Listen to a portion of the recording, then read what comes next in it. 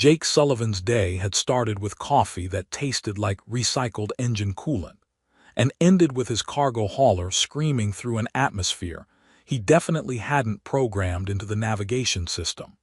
The quantum drive had given up with what sounded suspiciously like a mechanical sigh, leaving him to pilot several tons of metal through a light show that would have been beautiful if it weren't quite so likely to kill him. "Well, this is just fantastic," he muttered, wrestling with controls that seemed determined to ignore his input. 23 years of perfect flight records, and I crash on a planet that probably doesn't even have decent coffee. The ship's AI, in its infinite wisdom, chose that moment to announce in its perpetually cheerful voice, hull temperature exceeding safe parameters. "Would you like me to play relaxing music to ease your stress? I'd like you to fix the engines, but since we're apparently making impossible requests, sure. Throw on some elevator jazz while we become a very expensive meteor." The forest canopy rushed up to meet him with the sort of enthusiasm usually reserved for long-lost relatives. Jake braced for impact, wondering if his insurance covered acts of cosmic stupidity, when the trees began to glow. Not just glow, pulse with rhythmic patterns of blue and gold light that seemed almost like a landing beacon. His ship touched down with surprising gentleness in a clearing that definitely hadn't been there moments before. The hull groaned once, as if expressing its opinion of the entire experience, then settled into what Jake hoped was peaceful retirement rather than structural failure. "Emergency systems activated," the AI chirped. "Life support will last approximately 72 hours. Shall I compose a final message to your loved ones? Let's try survival first, then we'll discuss my posthumous correspondence." Jake grabbed his emergency kit and stepped outside, immediately regretting his decision to skip the environmental suit. The air hit him like a warm embrace filled with the scent of honey and ozone. More importantly, it was breathable, which moved this from a Category 5 disaster down to merely inconvenient. The glowing trees continued their light show, and Jake realized they were responding to his presence. As he moved, waves of illumination followed him through the forest like a living aurora. Either this planet had the most sophisticated welcome committee in the galaxy, or he'd landed somewhere with a serious electrical problem. The sound of voices drifted through the trees, actual voices, speaking in cadences that suggested language rather than the random noises of wildlife. Jake followed them, reasoning that intelligent life forms were generally preferable to whatever might want to eat him in the dark. He emerged into a village that looked like someone had decided architecture should be both functional and whimsical. Buildings curved and twisted in ways that shouldn't have been structurally sound, connected by bridges that sparkled with embedded crystals.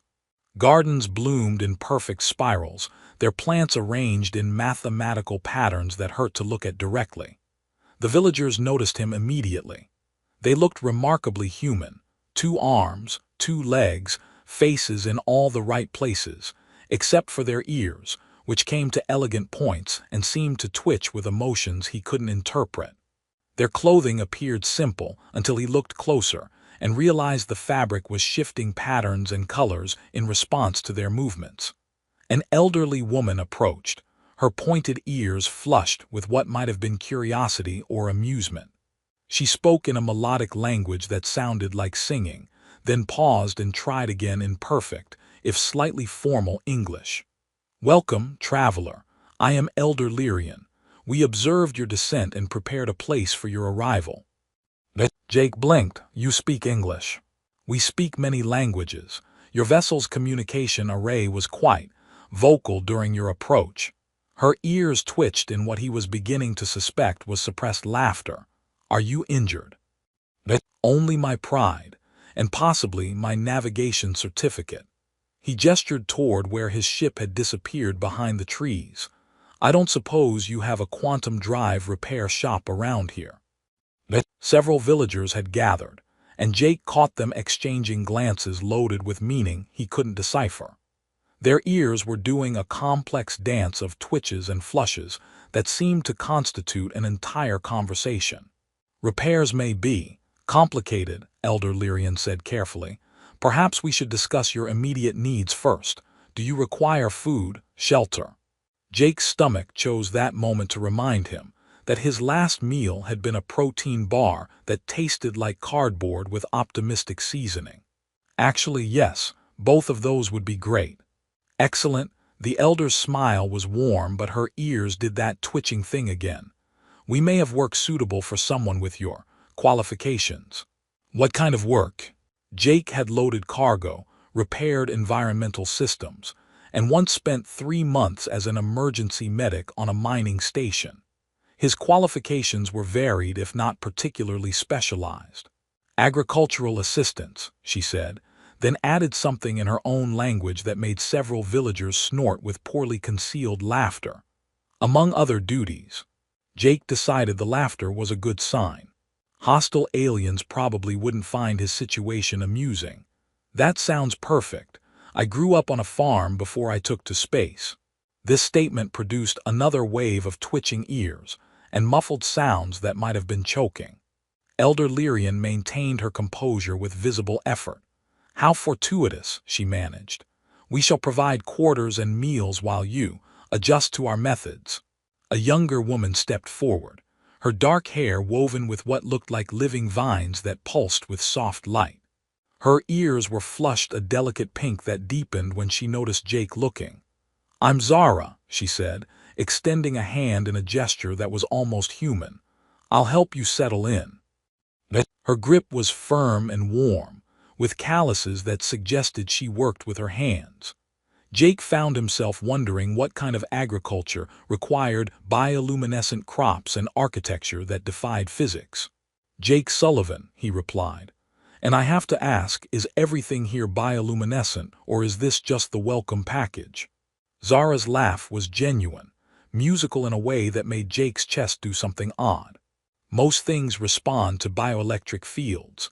We've learned to work with our environment rather than against it. Smart. On Earth, we just hit things with bigger hammers until they cooperate.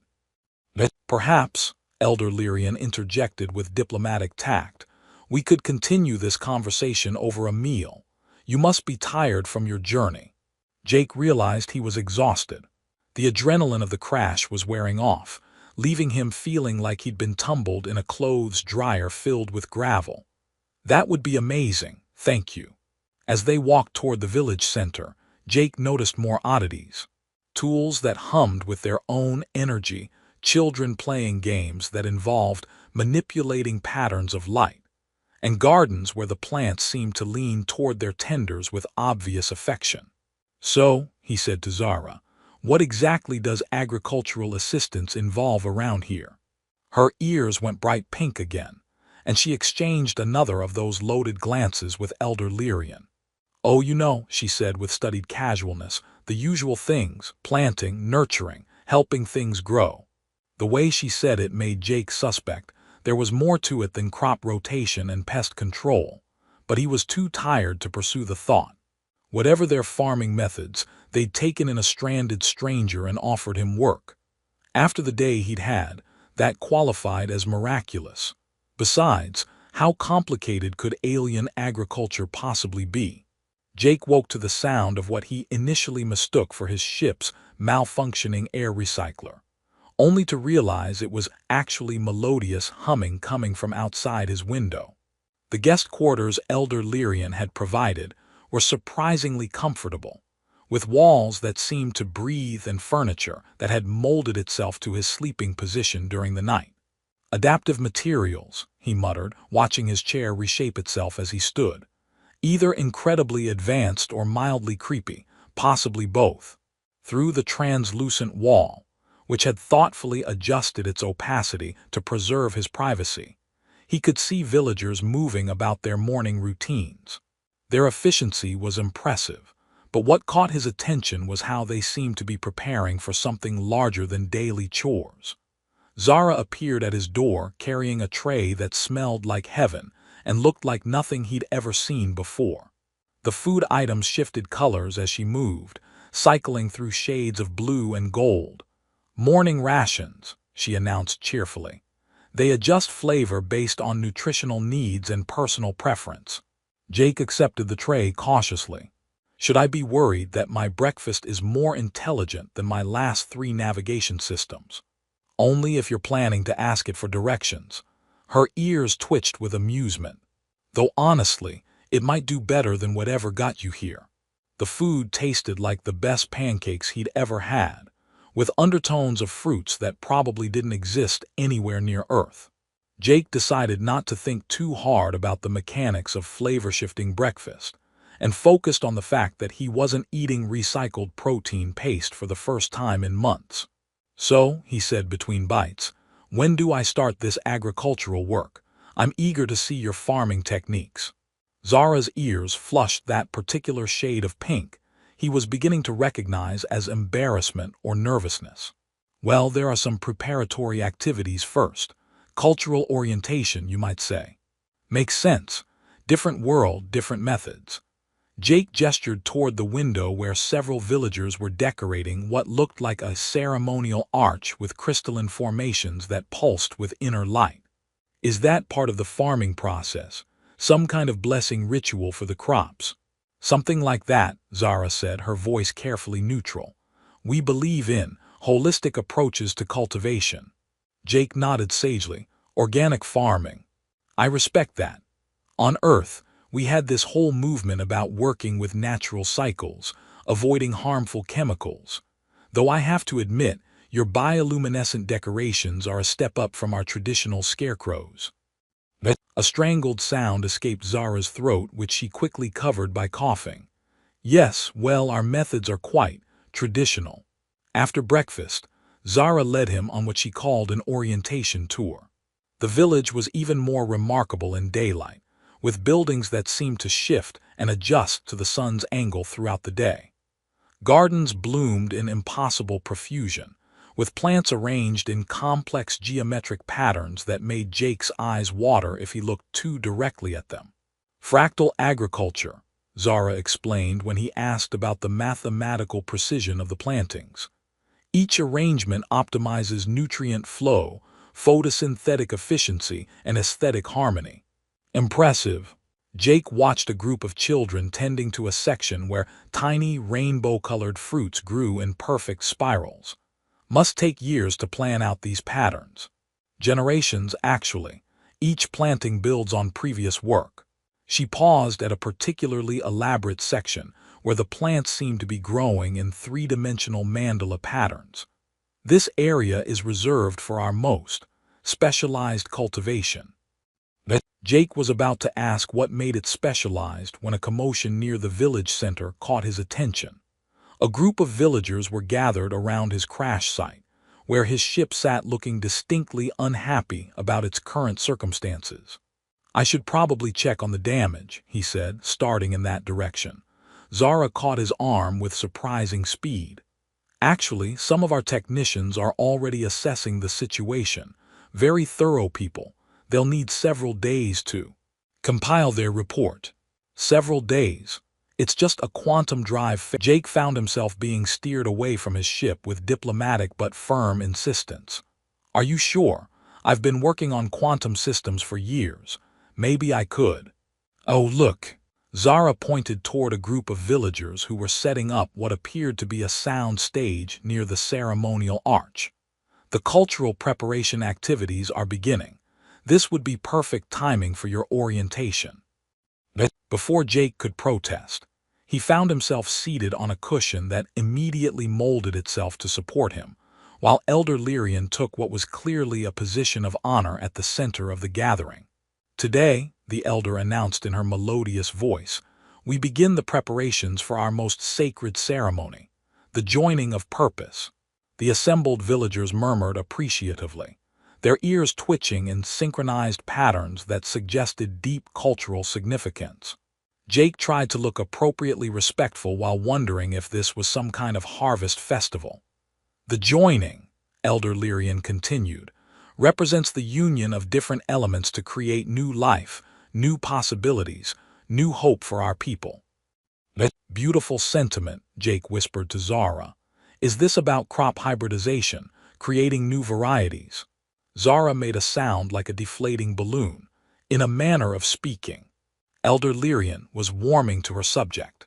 Our honored guest will play a central role in this sacred process, bringing his unique gifts to bear on our most pressing need. Jake straightened with pride. Plant genetics had always fascinated him, and the idea of contributing to the development of new agricultural varieties was genuinely exciting. I'm honored to help, though I should mention most of my experience is with standard earth crops. Corn, wheat, soybeans, pretty basic stuff compared to what you've got growing here. A wave of barely suppressed laughter rippled through the audience. Jake noticed several villagers covering their mouths, their ears cycling through what appeared to be an entire spectrum of emotional colors. I'm sure your organic methods will translate beautifully, Elder Lyrian said with admirable composure. The ceremony continued with what Jake assumed were traditional agricultural blessings, involving a lot of singing in harmonies that made his bones vibrate and gestures toward different sections of the gardens. When his turn came to participate, he did his best to follow along, though he suspected his pronunciation of what sounded like plant names was causing more amusement than reverence. After the ceremony, as the villagers dispersed to their various tasks, Jake noticed increased activity around that specially decorated arch. More crystalline formations were being added, and someone had begun weaving what looked like a bower of those light-emitting vines. Quite a production for a planting ceremony, he commented to Zara as they walked back toward the guest quarters. We take our traditions very seriously, she replied, her ears doing complex color shifts that seemed to indicate multiple conflicting emotions. I can see that, though I have to ask, why all the focus on me? I mean, I appreciate the welcome, but this seems like a lot of preparation for a temporary farm hand. Zara stopped walking and turned to face him, her expression suddenly serious. Jake, there's something you should understand about our situation here. Our community is at a critical point. The work we're asking you to do is more important than you might realize. I get it. Food security is crucial for any settlement, but you seem to have agriculture pretty well figured out.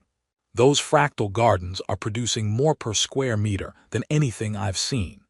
It's not about food production. Zara's ears had gone completely still, their color shifting to a deep burgundy that Jake was beginning to associate with intense concentration. Our people face a different kind of survival challenge. Before Jake could ask what she meant, a group of children ran past, chasing what appeared to be a ball of living light that giggled when they caught it. Their laughter was infectious, and Jake found himself smiling despite his confusion about the villagers' cryptic behavior. Well, whatever it is, you've got a beautiful community here, he said. And if my agricultural expertise can help preserve it, I'm happy to contribute. Zara's expression softened into something that might have been affection mixed with what looked suspiciously like pity. You really have no idea what you've gotten yourself into, do you? Story of my life, Jake replied cheerfully. But hey, how complicated can farming be? You plant things, they grow, you harvest them. The universal constant of agriculture. This time, Zara didn't bother trying to hide her laughter, though it had a slightly hysterical edge that Jake decided to ignore. Tomorrow, he figured, everything would make more sense once he actually got his hands dirty with whatever exotic crops they wanted him to tend. Jake spent the morning trying to understand why his simple request to examine his ship had triggered what appeared to be a village-wide conspiracy of distraction. Every time he headed toward the crash site, helpful villagers would intercept him with urgent questions about Earth customs, requests for his opinion on garden arrangements, or invitations to sample new varieties of that color-changing food. It's almost like they don't want me to leave, he muttered to himself, watching 3 villagers frantically wave him away from a path that led directly to his ship. Did you say something? Zara appeared beside him with the stealth of someone who'd been practicing. Just wondering why everyone seems so invested in keeping me away from my own vessel. Is there some kind of quarantine protocol I should know about? Zara's ears went through a rapid color cycle that Jake was learning to interpret as panic followed by forced calm. Oh, you know how it is with alien technology. Safety protocols, radiation concerns, the usual precautions. My ship runs on standard quantum resonance. The most dangerous thing about it right now is the smell coming from the food recycler. Jake studied her face, noting the way her ears had settled into that particular shade of pink that meant she was hiding something. Unless there's something else you're worried about. Before Zara could answer, Elder Lyrian approached with the kind of purposeful stride that suggested important conversations were imminent. Jake, she said, her formal tone making it clear this wasn't a casual chat. The time has come for us to be more direct about your situation here. Finally, I was starting to think you'd all taken a course in advanced evasion techniques. Elder Lyrian's mouth twitched in what might have been amusement. Perhaps we should sit down for this conversation. They found a quiet spot in one of the spiral gardens, where the mathematical precision of the plantings created a sense of ordered calm. Jake settled onto a bench that immediately adjusted to his comfort preferences, while trying not to think about how the furniture seemed more responsive to his needs than most of his previous romantic partners. Jake, Elder Lyrian began carefully, what do you know about genetic diversity? Enough to understand why you don't want too much inbreeding in your crop rotation. Though I have to say, your agricultural genetic engineering is pretty impressive. Those color-changing fruits alone must have taken decades to develop. Zara made a sound that might have been a sob or suppressed laughter. Jake couldn't tell which.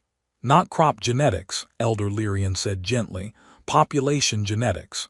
Jake blinked. Population genetics? Are we talking about animal husbandry now? Because I have to warn you, my experience with livestock is pretty limited. I can tell the difference between a cow and a chicken, but that's about where my expertise ends. This time, Zara definitely made a sobbing sound. Elder Lyrian placed a comforting hand on her shoulder before turning back to Jake with an expression of infinite patience.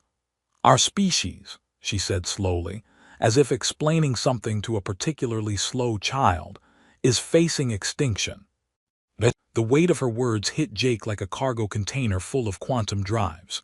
Oh, that's serious. I'm sorry, I had no idea. Our population has dwindled over the past several generations. We've reached what your scientists would call a genetic bottleneck. Without new genetic material, our people will not survive another century. Jake nodded sympathetically. That's terrible. But surely with your advanced biotechnology, you could develop some kind of genetic therapy, maybe clone from preserved samples. We have tried many approaches, Elder Lyrian said. None have proven successful. We need fresh genetic input. Well, you're not completely isolated. There must be other settlements on this planet, or maybe contact with other worlds in your system. Zara finally looked up, her ears now a deep crimson that Jake suspected indicated extreme embarrassment. Jake, we guided your ship here. Your crash wasn't an accident. You what? Jake's brain struggled to process this information. You caused my quantum drive to fail. Not exactly. We detected your distress signal and provided navigational assistance to ensure you reached our world safely. My distress signal. Jake tried to remember sending any emergency communications. I never sent a distress signal. Your ship's computer has been broadcasting automatic status updates for the entire duration of your flight, Zara explained, including detailed biological scans of its occupant. Jake felt heat rise in his cheeks. My ship has been sharing my medical data with random aliens. Not random, Elder Lyrian corrected. We have been monitoring communications in this sector for some time, searching for suitable candidates. Candidates for what? The silence stretched long enough for Jake to count 17 different color changes in Zara's ears before Elder Lyrian finally answered. Genetic donation. Jake stared at them both for several seconds, while his brain caught up with the implications. When you said agricultural work, we were not entirely dishonest, Elder Lyrian said diplomatically. The process does involve cultivation of sorts. And planting, Zara added weakly. And nurturing new growth, Elder Lyrian continued. Jake buried his face in his hands. You want me to help repopulate your species? The choice is entirely yours, Elder Lyrian said quickly. We would never compel anyone to participate in such an arrangement. But your genetic profile suggests excellent compatibility with our population, and your presence could provide the diversity we need to ensure our survival. Jake looked up to find both women watching him with expressions of desperate hope mixed with profound embarrassment. This is why everyone keeps laughing when I talk about farming. Your enthusiasm for agricultural metaphors has been memorable, Zara admitted. And the ceremony yesterday, the joining of purpose, a traditional preparation ritual for exactly this situation. Jake started to laugh. It began as a small chuckle, but grew into the kind of full-body laughter that comes from encountering something so absurd that it transcends normal emotional responses. Let me get this straight, he gasped between fits of laughter. I crash land on an alien world, get offered what I think is farm work, spend 2 days talking about crop rotation and plant genetics, and it turns out you actually want me to help save your species through the time-honored tradition of biological reproduction. That is a remarkably succinct summary, Elder Lyrian said dryly, and my ship isn't actually broken. The quantum drive suffered genuine damage during your approach, Zara said. We simply haven't been urgently prioritizing repairs. Jake wiped tears from his eyes, still chuckling. I have to admit, this is definitely the most creative job offer I've ever received, though I'm pretty sure my employment contract doesn't cover interspecies genetic counseling. We understand if you need time to consider our request, Elder Lyrian said. This is not a decision to make lightly. Jake looked around the garden, with its impossible geometries and plants that responded to his presence with gentle pulses of light. He thought about the warmth with which the villagers had welcomed him, their obvious intelligence and culture, and the desperate hope he now recognized in their eyes. I do have some questions, he said finally. Zara's ears perked up with what was unmistakably cautious optimism. Of course. First, how exactly does this process work? Because I've got to be honest, the biological mechanics of human-alien reproduction weren't covered in my flight training. We have advanced genetic compatibility protocols, Elder Lyrian explained. The process would be entirely medical, conducted through our biotechnology rather than traditional methods. Okay, that's reassuring. Second question, what kind of commitment are we talking about here? Because I've got cargo runs scheduled for the next 6 months, and my dispatcher gets cranky when people don't show up. The actual genetic contribution process would require only a few days, Zara said, though we would hope you might consider staying longer to observe the results of your assistance. Jake grinned. You mean meet the kids? Both women's ears flushed bright pink. Eventually, yes. And third, Jake said, his expression growing more serious, what happens to your people if I say no? The silence that followed was heavy with implications Jake didn't want to fully consider. We continue searching, Elder Lyrian said quietly, and hope we find another solution before it's too late. Jake stood up.